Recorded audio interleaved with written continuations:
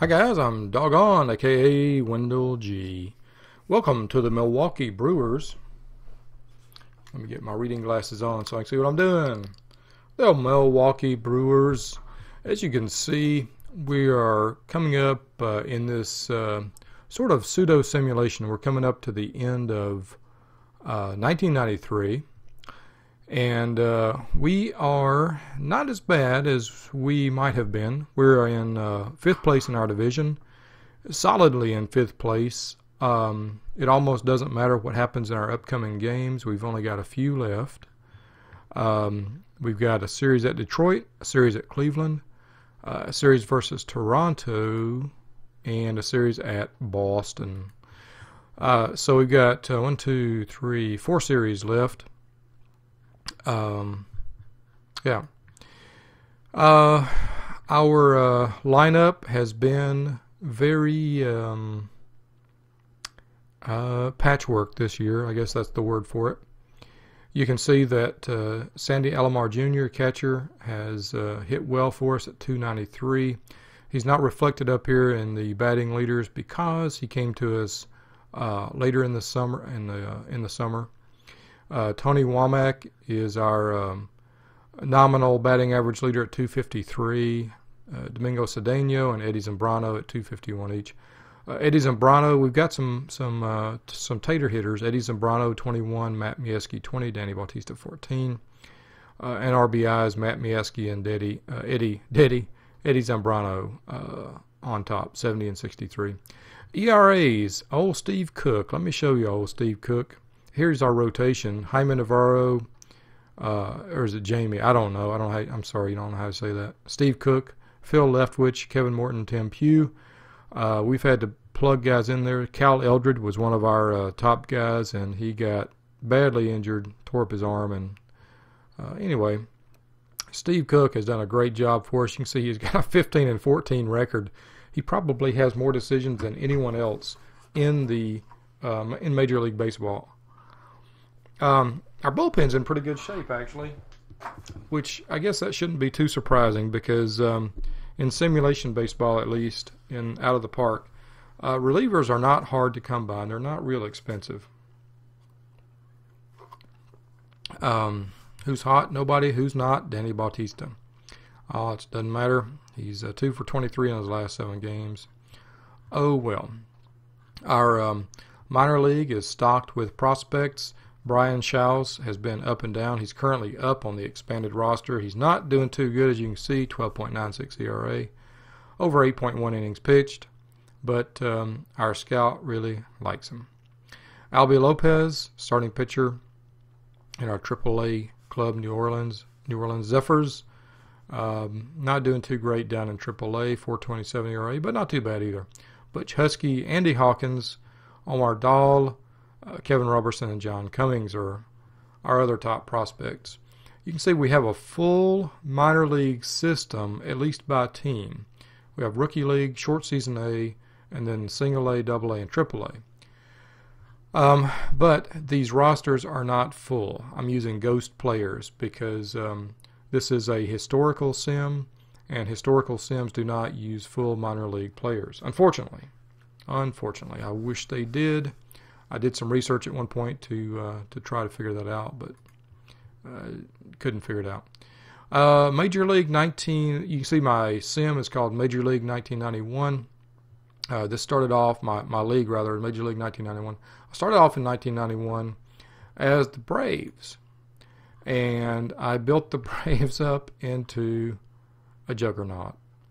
It was a lot of fun. I enjoyed it. I thought we would win the World Series. Our first year didn't happen, but we won it our second year, 1992. Old David Justice, homering up in Toronto. Yep, we beat the we beat the Blue Jays last year for the World Series title, and now you can see the Blue Jays. They're back around mediocrity. They traded and lost some people, and now they're just under 500. Baltimore and Boston have run away with that division. It's been a 2-horse race for a long time now, and we just played Baltimore. We played them really well, actually. We played Baltimore to 3 one-run games.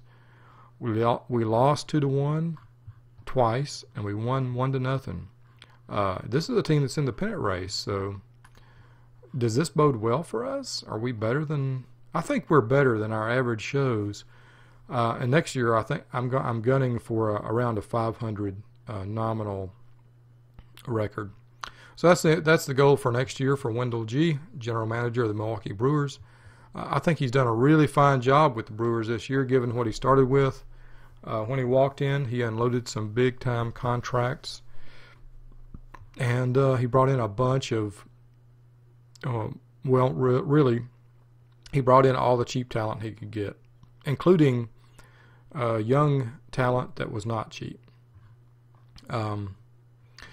Okay, well, before I leave this, over in the National League, so far in the major leagues, only the Braves have clinched their division, and that's because in all 3 other divisions, there's some horse racing going on. In the NL East, Pittsburgh's ahead of St. Louis by 2 games. Go Pittsburgh!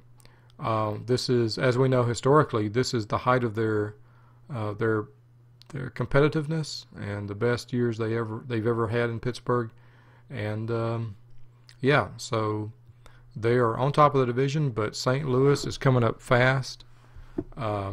Philly is not too far behind. Very competitive division. Atlanta has just made a shambles of the NL West. I mean, and it's no wonder. I stocked everything. I stocked the farm system. I stocked everything for Atlanta. So I think they're going to be a juggernaut for years to come. The rotation, the lineup, best guys I could get. And, over in the AL West, Texas and Seattle are neck and neck. Texas is a half game up on the Mariners, half game up in the win column, 7 games ahead of the Chi Sox.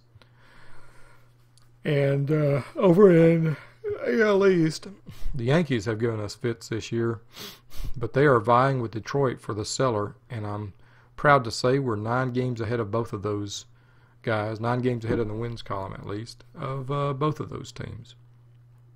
And very happy with that. Very happy to be ahead of both Detroit and New York.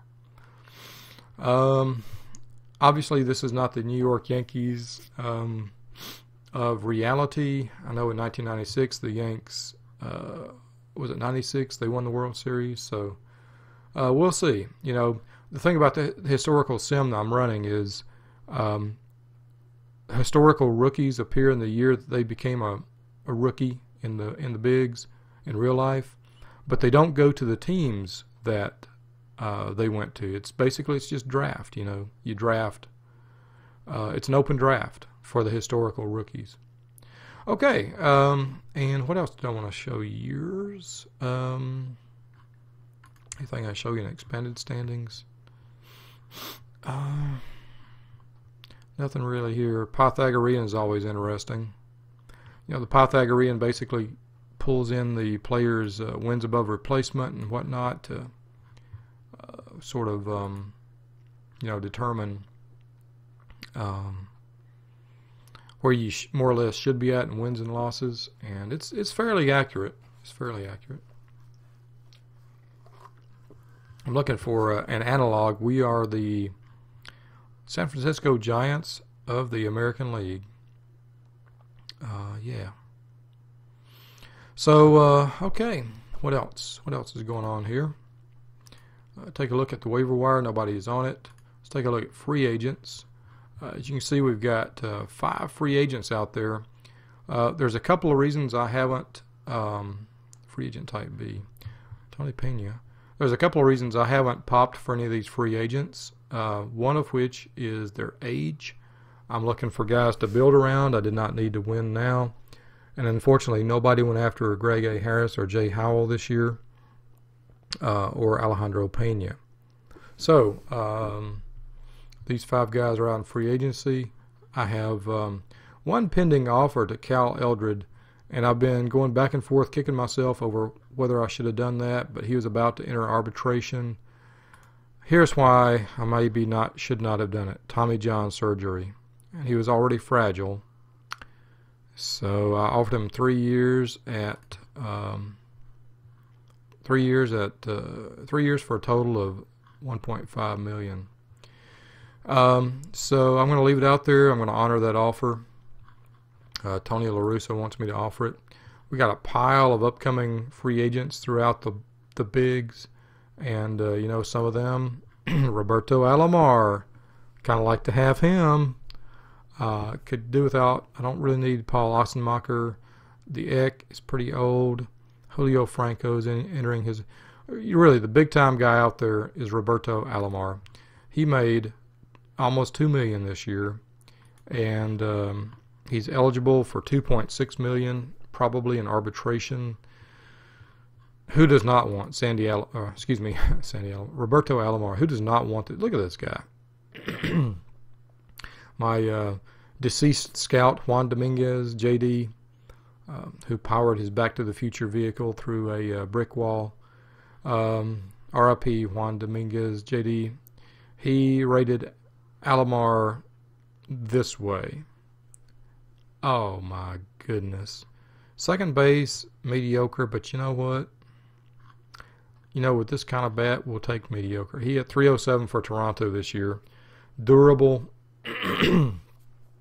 This guy is worth restructuring your whole team around, and I cannot wait to offseason to start to doing it. Look at his VORP, 61.1 value over replacement player. Let's look at his, not his ratings. I don't want to know his ratings. His batting stats. Okay. Going back and forth between real life and expanded. Where's the WAR? There we go. 6.3 WAR.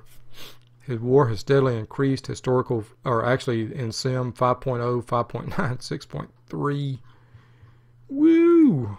Talk about a free agent WAR. I think he's going to pull down more than 2.6 in free agency. Yeah. So, yep. He's eligible for ARB. He's also eligible to be a free agent. And that's going to be very interesting.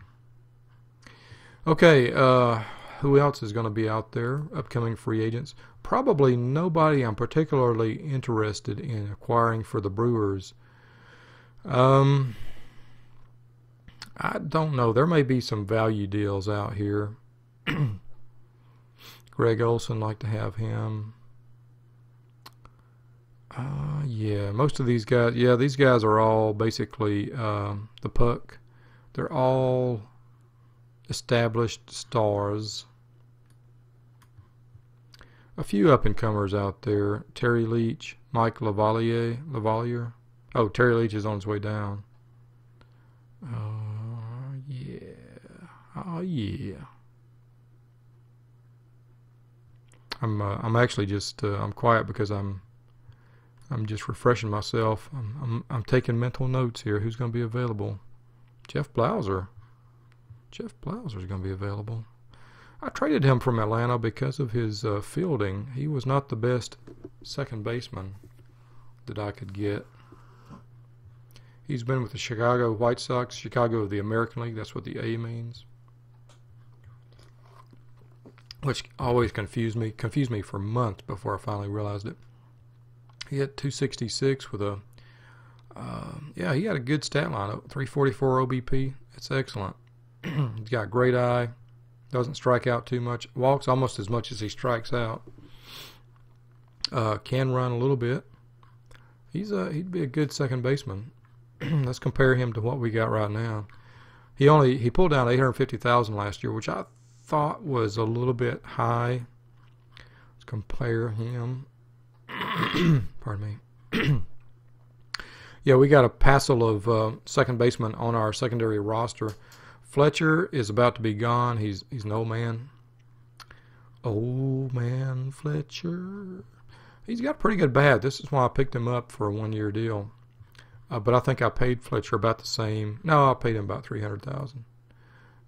Let's go check out Billy Ripken. JD likes him a lot. Actually, Howard likes him a lot. Howard Ross, the kid.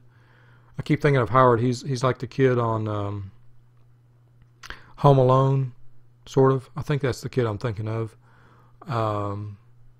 Yeah, he's a baseball stat nerd, and he's been helping out old Wendell G on his managerial decisions. Anyway, he likes Billy Ripken a lot. He likes the avoid K, and Ripken's had a good year for us. So we'll see if we can hold on to Ripken for a while. Ripken also has a good glove, really good glove here at second base. Yeah. What else? Domingo Cedeno may be our guy of the future. He's still 24. He's got a really good glove at second base. Great at double play. He's a great pivot man. Great range. Really good. I guess the yellow is average. The green is good. Blue is great. Yeah. So blue is elite. So yeah, Domingo Cedeno is a pretty good second baseman, and he's got a decent contact bat. He's not going to hit for power. So good base running instincts. So Domingo Cedeno has really basically been our top, along with Tony Womack, who's also very young. They have been our sort of holding down the fort at second base this year. Defensively, Tony Womack is a really good second baseman. So yeah. So I guess Womack is the guy I should say is our everyday second baseman. Really good contact bat. We got him on a good salary, and he signed through at least 1994. So yeah, really good base running, and he has stolen a lot of bases. He's been thrown out a lot, but he's got basically a green light to steal anytime. Small guy, fast. He's our spark plug. Basically 313. He's pretty close to a leadoff hitter, number one, number two kind of a guy. I'd like for that OBP to be a little bit higher for leadoff. I'd like for a little bit more, a lot fewer strikeouts, and you can see he's still maturing into his I and his avoid K rating, and I'm hoping he'll cut down on strikeouts and get on base more. All right. Anything else I wanted to talk about here? Minor league report.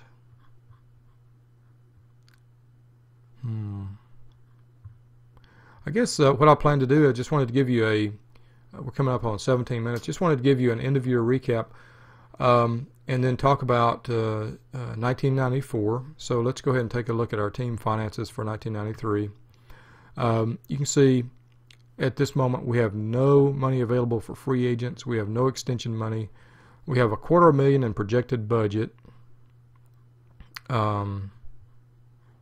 We have good loyalty. Fan interest is at 58. Market size is, well, it says average, but it's high average.